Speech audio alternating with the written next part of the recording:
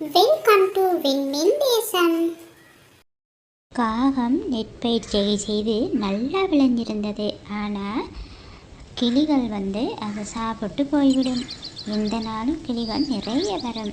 இந்த காகத்திற்கு இது பெரிய தொல்லையாக இருந்தது. அடக்கடவுளே, கஷ்டப்பட்டு பயிரிட்டு நல்லா விளைஞ்சி வரும்போது இந்த கிளிகளும் குருவிகளையும் இப்படி நாசம் பண்ணுதே அப்படின்னு சொல்லி புலம்பியது காகம். காகம் நினைச்சது எப்படியாவது இந்த கிளிகளின் தொல்லையை முடிவுக்கு கொண்டு வர வேண்டும் என்று. அப்போ காகம் ஒரு காட்சியை கண்டது. ஒரு குருவி மட்டும் நெற்பயிரை சாப்பிட்டு விட்டு எடுத்தும் சென்றது. இதை காகம் அவதானிச்சு கொண்டே இருந்தது.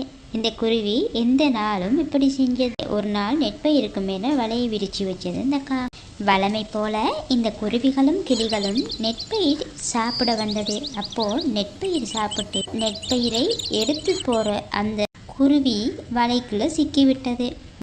மற்ற கிளிகளும் குருவிகளும் நெற்பயிர் சாப்பிட்ற வரையும் அந்த குருவி சத்தமில்லாமல் இருந்தது.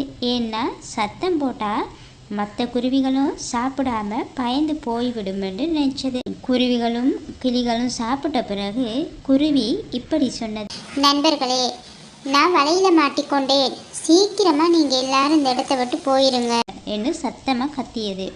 சத்தத்தை கேட்ட மற்ற பறவைகள் உடனே பறந்து போய்விட்டன. வலையில் குருவி பிடிபட்டதை உணர்ந்த காகம் வலை இருக்கிற பக்கம் வந்தது. அடடா, நீயா?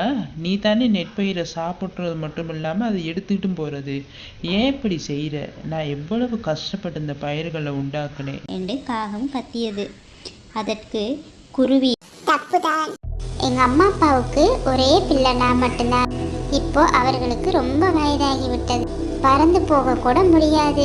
அதனால தான் நான் சாப்பிட்டு விட்டு கொஞ்சம் பயிர்களை அவர்களுக்காக எடுத்து போறேன் அப்படின்னு சொல்லி குருவி சொன்னது. இதை கேட்ட காகம் குருவியின் நல்ல செயலை கண்டு பெருமைப்பட்டது. அது வலையை விலக்கிவிட்டு, உன்ன மாதிரி நல்ல பிள்ளை கிடைக்க உங்கள் அம்மா அப்பா ரொம்ப கொடுத்து வச்சிருக்கணும். இப்போ நீ பறிச்ச இந்த பயிர்களை எடுத்து போய் உங்கள் அம்மா அப்பாவுக்கு கொடு. நீ எப்போ வேணாலும் எவ்வளோ வேணாலும் பயிர்கள் சாப்பிடலாம் காகம் சொன்னது. இதை கேட்ட குருவி ரொம்ப சந்தோஷப்பட்டு காகத்துக்கு நன்றி சொல்லி பறந்து போய்விட்டது.